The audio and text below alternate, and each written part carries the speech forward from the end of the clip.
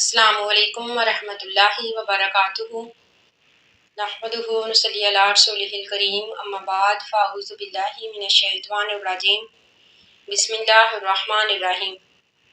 ربی اشرح لی صدری ویسر لی امری واحلل عقدۃ من لسانی لیفقہوا قولی۔ اللہ تعالیٰ فرماتے ہیں یسألونہ کا، سوال کرتے ہیں آپ سے لوگ، یسألونہ کا اے نبی لوگ آپ سے سوال کرتے ہیں، ماذا کیا احل لہم حلال کیا گیا ان کے لیے۔ اللہ تعالیٰ فرماتے ہیں کہ نبی لوگ آپ سے سوال کرتے ہیں کہ ان کے لیے کیا حلال کیا گیا۔ قل تو نبی آپ کہہ دیجئے، احل حلال کی گئی لاکم تمہارے لیے طیبات پاکیزہ چیزیں۔ تو نبی آپ لوگوں سے کہہ دیجئے کہ تمہارے لیے تمام پاکیزہ چیزیں حلال کی گئی۔ وما اور وہ جو علمتم تم تیار کر لیتے ہو من الجوارح المکلبین شکاری جانوروں کو شکار کے لیے، تو ان کا شکار بھی حلال ہے۔ وما علمتم جن کو تم سکھاتے ہو، وما علمتم جن کو تم تیار کر لیتے ہو من الجوارح المکلبین شکاری جانوروں میں سے۔ جوارحی کا مطلب ہے زخمی کرنے والا، یعنی شکاری جانور۔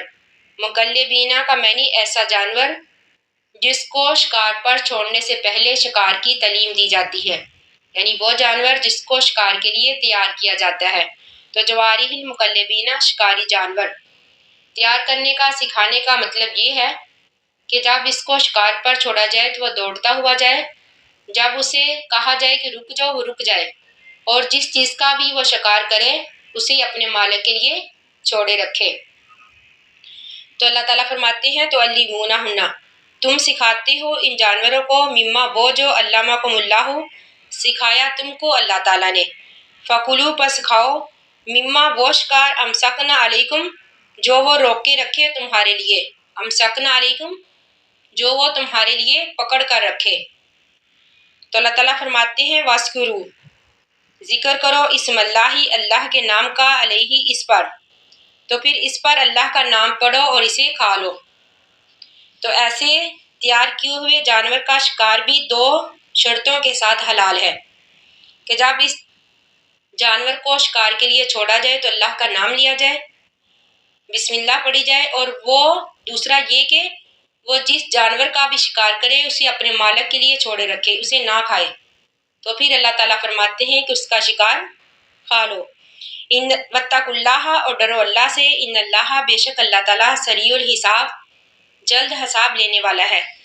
اللہ تعالیٰ فرماتے ہیں الیوم آج کے دن احل حلال کی گئی لاکم تمہارے لیے طیبات تمام پاکیزہ چیزیں، وطعام الذین وطعام اور کھانا، الذین ان لوگوں کا اوتوا الکتاب جو دیے گئے کتاب، حل لکم حلال ہے تمہارے لیے، یعنی اہل کتاب کا کھانا تمہارے لیے حلال ہے۔ تو اہل کتاب کا وہی ذبیحہ حلال ہوگا جس کو ذبح کرتے وقت جس کا خون بہہ نکلے۔ آج کل کا ان کا مشینی ذبیحہ طریقہ حلال نہیں ہے، کیونکہ جس طریقے سے وہ ذبح کرتے ہیں اس میں سے خون نہیں بہتا، تو اس لیے ایسا ذبیحہ جس کو ذبح کرتے وقت خون نہ نکلے وہ حلال نہیں ہے۔ تو اللہ تعالیٰ فرماتے ہیں حلال ہے تمہارے لیے اہل کتاب کا کھانا، وطعامکم اور تمہارا کھانا حل لہم حلال ہے ان کے لیے، والمحصنات اور پاک دامن عورتیں من المؤمنات مومنہ عورتوں میں سے۔ تو اللہ تعالیٰ فرماتے ہیں تمہارے لیے پاک دامن عورتیں بھی حلال ہیں، والمحصنات اور پاک دامن عورتیں من الذین ان لوگوں کی اوتوا الکتاب جو دیے گئے کتاب من قبلکم تم سے پہلے۔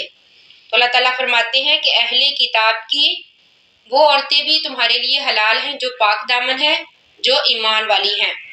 اذا جب اتیتموہن تم دے دو ان کو اجورہن ان کے حق مہر، محسنین شادی کی نیت سے، یعنی تمہاری نیت اس سے نکاح کرنے کی ہو، غیر مسافحین نہ کہ بدکاری کی نیت ہو، ولا متخذی اخدان اور نہ ہی چھپ کر دوست بنانے والی ہو، یعنی ایسی نیت نہ ہو بلکہ نیت جو ہے نکاح کرنے کی ہو۔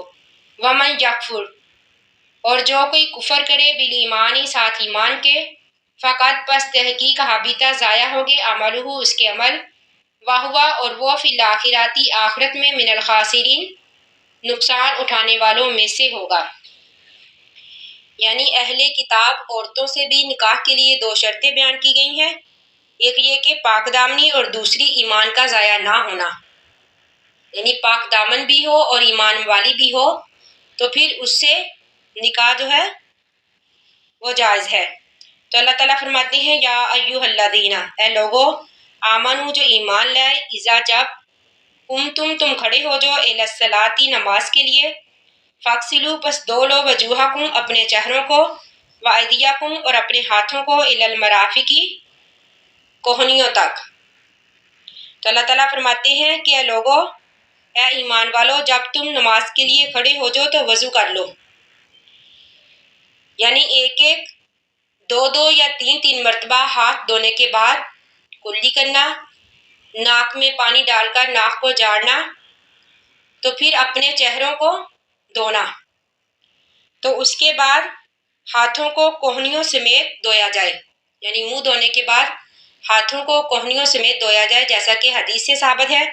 پھر اللہ تعالیٰ فرماتے ہیں وامسحوا، مسح کر لو برؤسکم اپنے سروں کا، یعنی مسح پورے سر کا کیا جائے جیسا کہ حدیث سے ثابت ہے۔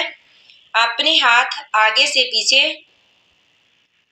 کانوں کی لو تک لے جائے انسان، پھر ہاتھوں کو واپس اسی جگہ لے آئے جہاں سے شروع کیا تھا۔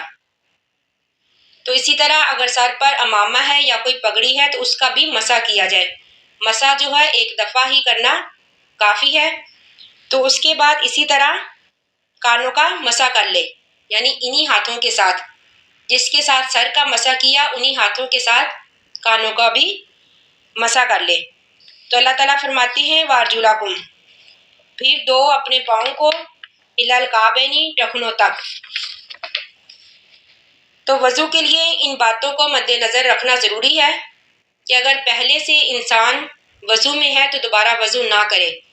ہاں البتہ ہر نماز کے لیے نیا وضو کرنا جو ہے وہ زیادہ بہتر ہے۔